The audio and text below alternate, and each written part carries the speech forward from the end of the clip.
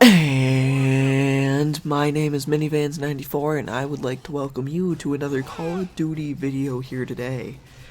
In the background we got some Call of Duty Exo Zombies from Advanced Warfare, because that's the only place we're getting Exo Zombies from.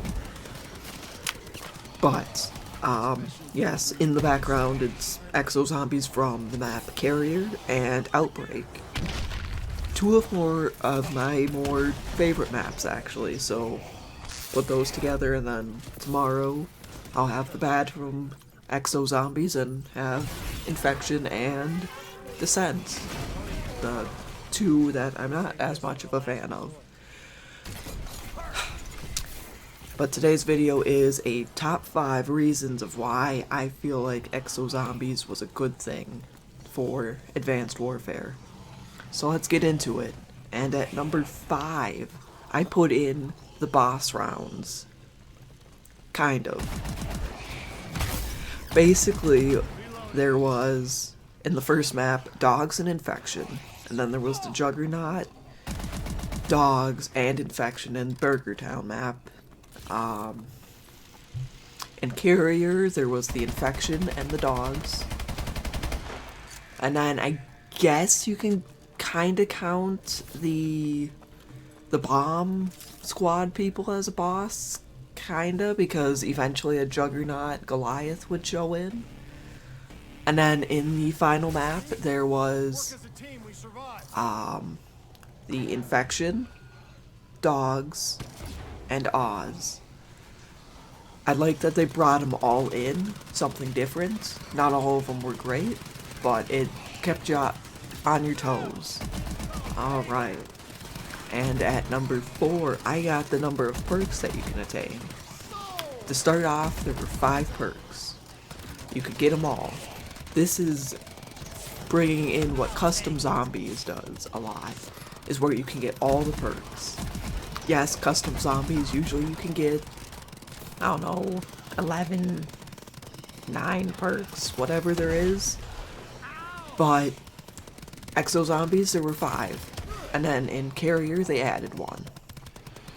So you could get 6. So that was kind of nice. Number 3, I put in traps. I mean, the traps in Exo Zombies were very good. Almost all of them. There were a couple that were, well, not as good. But for the most part, most of the traps within the 4 maps were really, really good.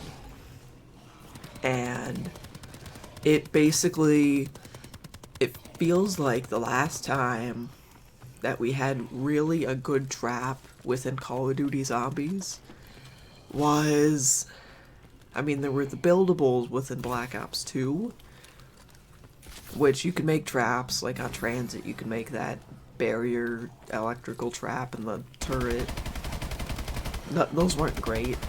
Basically, the last time that there were really good traps were, I mean, I guess Ascension, when they had the fire trap in the turrets.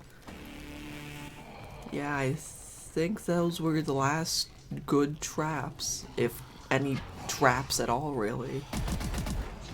So, for Exo Zombies to bring in traps, that's a good thing.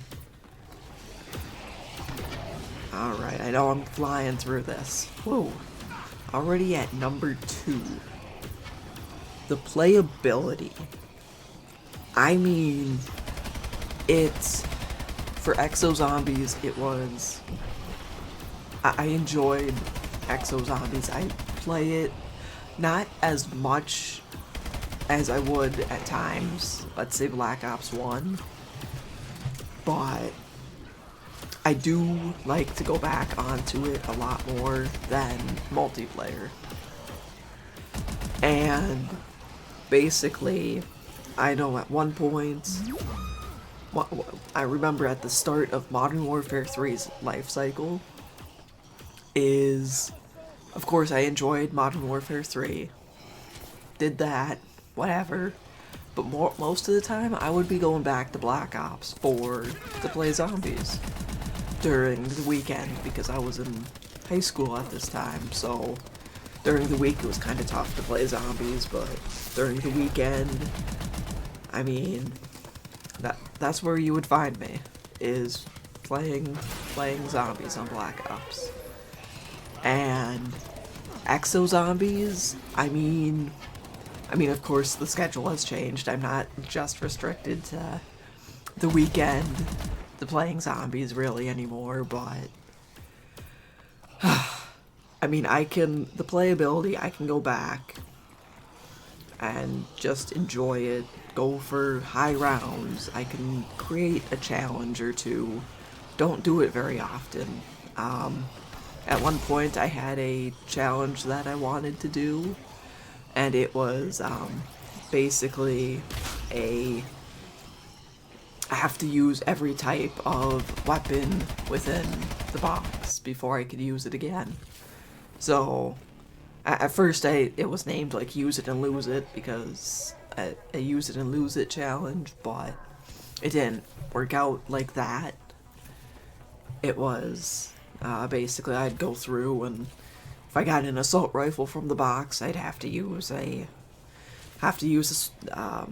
grenade launcher and then a SMG and a sniper before I could use the assault rifle again. But there were some uploading issues, so it never made it to YouTube. But I mean, again, I could sit and go through onto Exo Zombies a lot more and just play it for a while. And the number one thing is zombies in general. I mean, because there was Black Ops 2, we had the zombies. There was Call of Duty Ghosts. I don't remember when they announced that Sledgehammer was making their game. I think it was after Ghosts' release, I think. At some point. I don't remember the exact date.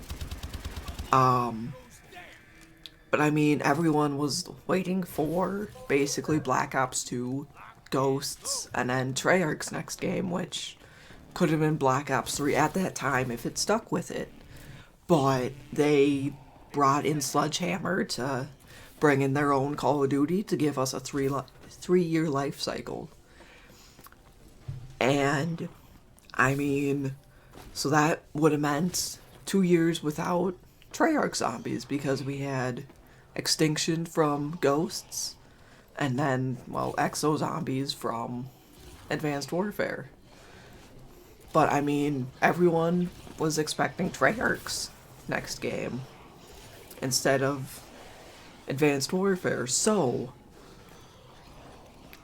I mean, if they did what they were planning to, or, I mean, not necessarily planning to, but if it was how it was, if it stuck, if Sledgehammer kept the game as it was from the release on day one with Exo Survival, and they were like, there you go, some people would have been upset because, well, they're still waiting for zombies.